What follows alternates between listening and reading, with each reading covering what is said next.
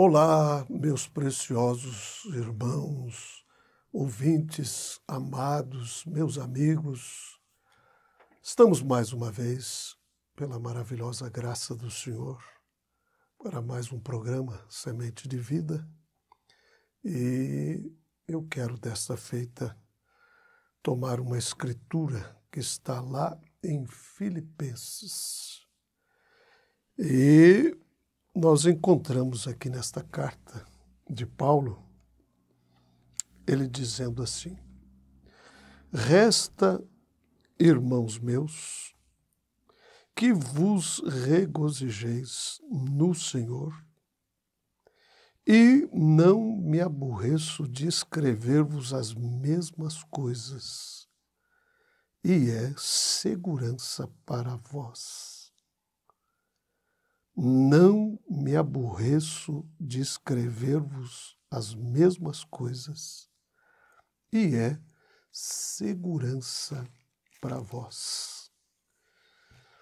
E eu também não me canso de dizer as mesmas coisas, pois é segurança para vós.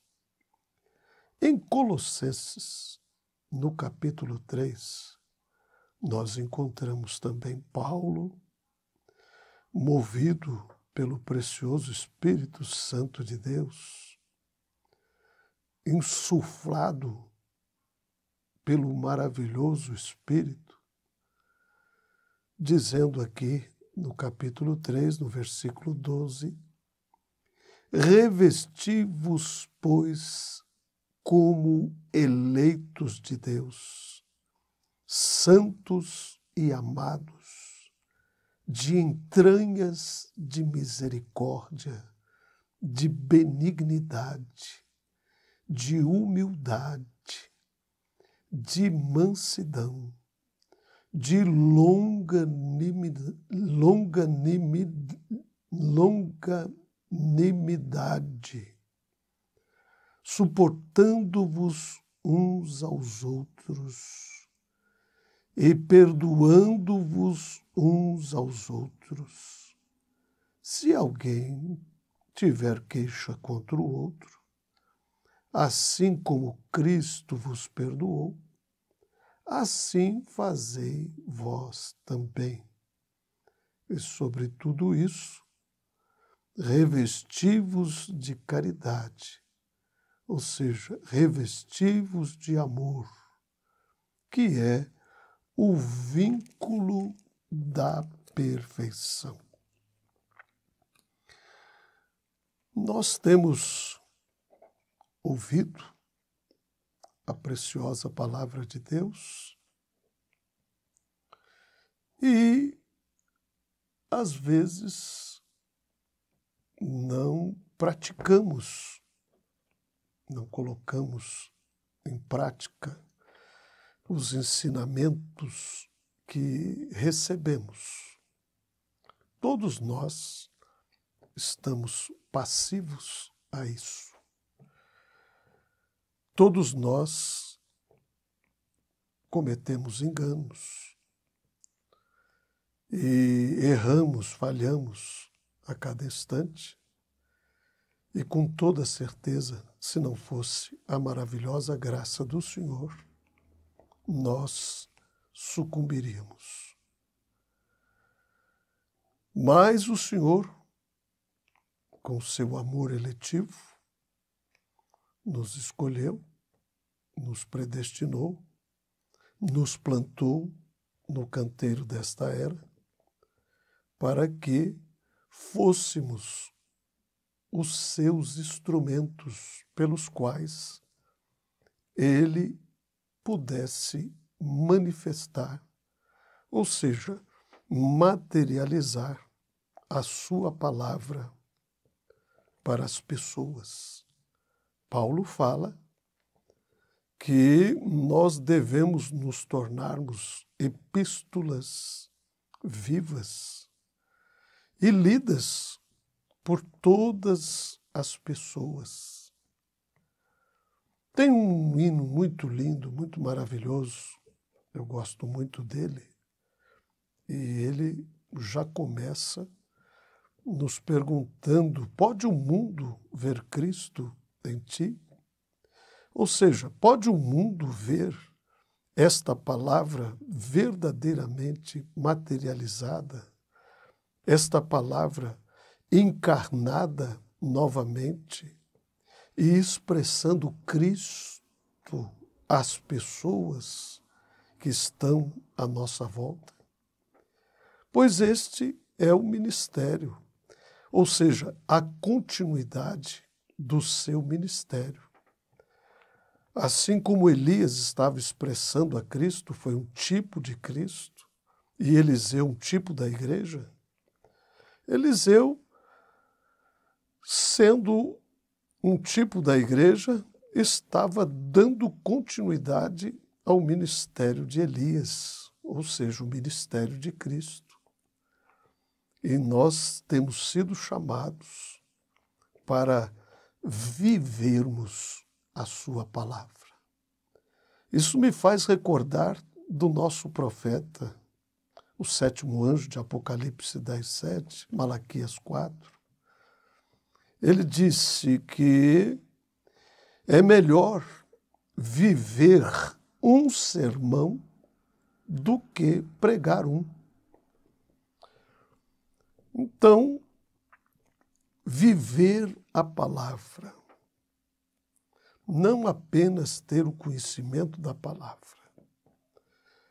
é viver a palavra, é dar um amém a esta palavra com a própria vida. E eu penso que é isto que o Senhor espera de cada um de nós.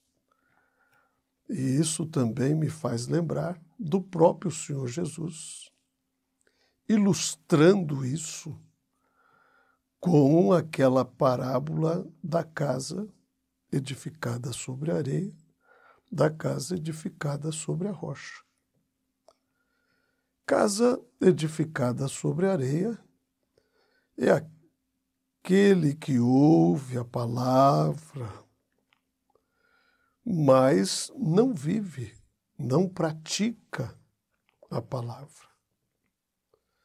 Mas aquele que edificou a sua casa sobre a rocha é aquele que ouve a palavra e diligentemente pratica a palavra, vive a palavra.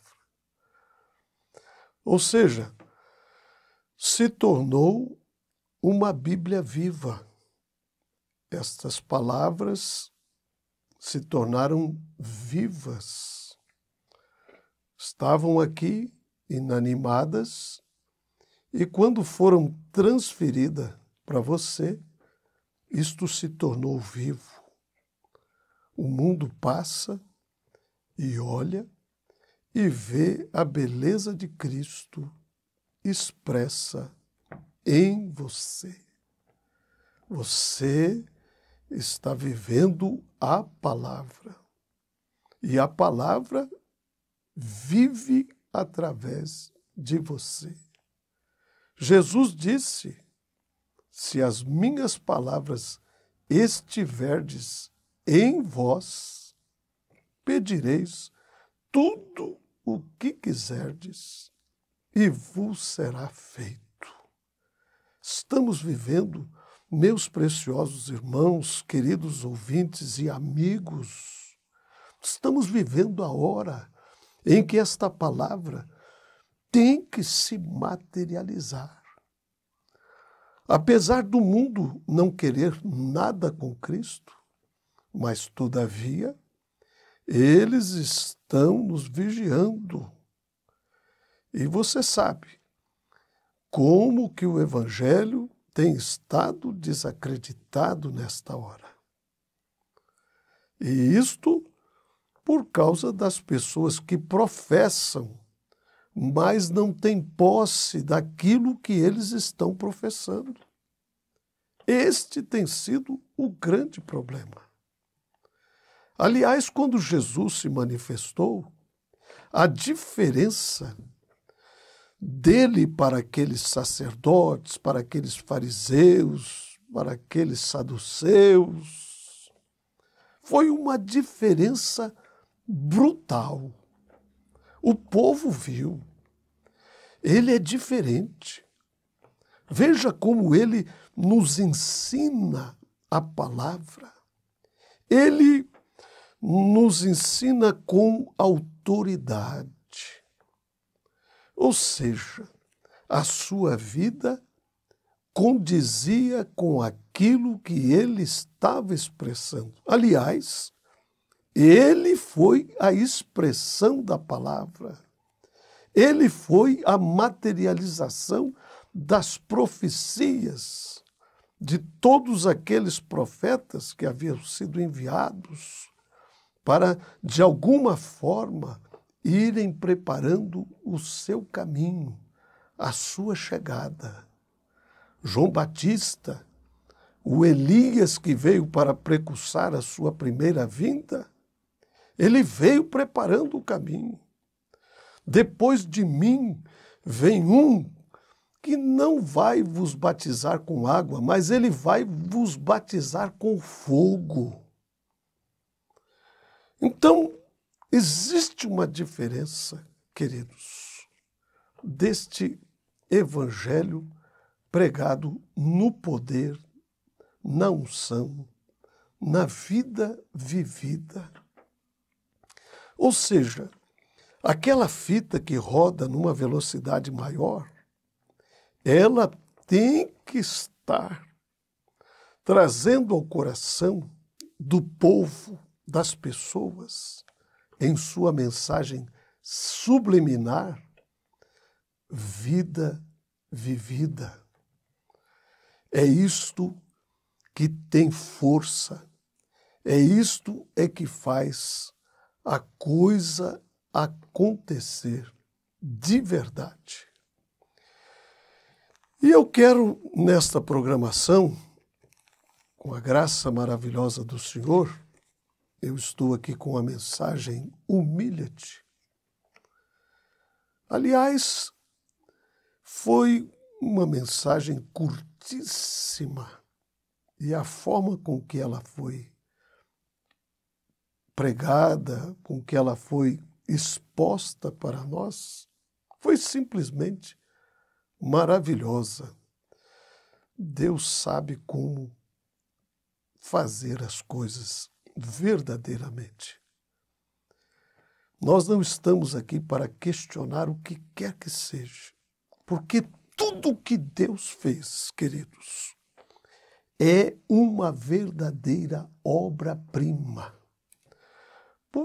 Pelas coisas mais simples, mais singelas que você possa pensar e tomar, você vai ver que aquilo é de uma complexidade extraordinária, mas ao mesmo tempo de uma simplicidade também muito grande. E aqui nesta mensagem, que é o alimento que o Senhor armazenou para a sua igreja, para a sua noiva. Enquanto o mundo está vivendo a escassez da palavra, a noiva de Cristo está comendo da panela dourada, o precioso alimento, as preciosas palavras de vida. Repeti mais ainda outra vez estas belas palavras de vida. É um outro hino maravilhoso. Estas preciosas palavras que Paulo disse: não me canso de repetir para vocês as mesmas coisas, pois isto é segurança para vós. E eu quero repetir aqui o que o nosso profeta diz nesta mensagem, humilha-te. Ele diz assim, que nós temos sido chamados com o propósito de lampejarmos a luz do Senhor. E ele diz assim: faça isso em humildade. Faça com um coração humilde. Faça com doçura, para que possamos crescermos cada dia na graça e no conhecimento de nosso Senhor Jesus Cristo. E ele diz assim: amados, não se esqueçam, esta igreja, ela perderá a sua força. Mas lembre-se sempre, esta igreja que é eu, que é você, que somos nós. Nós somos o alvo de Satanás. Se ele pudesse nos pegar, nos picar, nos moer, nos destruir, nos esmiuçar, ele faria isso com toda certeza, dando risada alegremente. Mas o nosso Deus é quem está no comando de todas as coisas. E lembrar que ele não pode fazer coisa alguma sem antes pedir licença ao nosso Deus. Mas nós sabemos que ele é atrevido. E o mensageiro desta era diz que ele tem a sua igreja, ou seja, ele tem a mim, tem a você, tem a nós, que somos a igreja do Senhor, como um alvo, para onde ele tem apontado todas as suas armas, ou seja, todos os aparatos de Satanás estão apontados para nós. E ele diz assim: ele fará com que uma pessoa faça alguma coisa que é contrário ao que a outra pessoa pensa. E ele estará ocupado nisso o tempo inteiro, porque ele quer deixar as pessoas confusas, diz o profeta, que este é o negócio dele.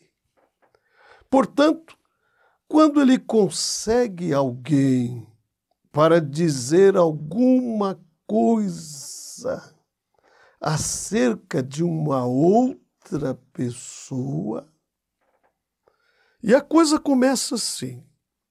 Ele diz: oh, você sabe o que o fulano e o que o ciclano de tal fez? Ele vem assim, sorrateiramente, e aí desperta um interesse naquela outra pessoa, e aquela outra pessoa que deveria estar ali ativa para rebater esses dardos inflamados do maligno, ele então começa a dar ouvidos àquele boato, começa a dar ouvidos, né? E aquele disse-me-disse começa a se espalhar e realmente nós temos um problema sério. Mas veja o conselho que o mensageiro desta era nos diz. Ele disse assim: não dê ouvidos a isso. Não dê ouvidos a isto de modo algum. Isso é o diabo, é Satanás. Não creia nisso. Deixe isto quieto. Eu fico pensando que se nós tão somente tomássemos a palavra, nós evitaríamos muitos problemas.